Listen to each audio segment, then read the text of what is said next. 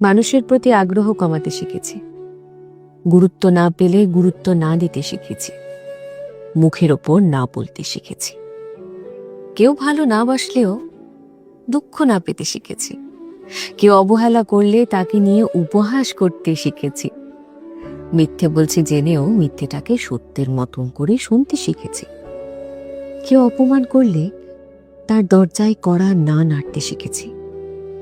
নিজের ভালো থাকার জন্য রোজ এত কিছু শিখেছি। এত কিছু শেখার পর যখন কেউ অহংকারী বলে, তখন তখন তাকে পাত্তা না দিতেও শিখেছি। দিনকালের সাথে সাথে নিজেকে আপডেট করতে হয়, নিজের মুড চেঞ্জ করতে হয়, নিজেকেও ভালোবাসতে শিখতে হয়, নিজের দায়িত্ব নিজেকেই নিতে হয়। কারণ দিনের শেষে স্বাবলম্বী হতে হয় তো।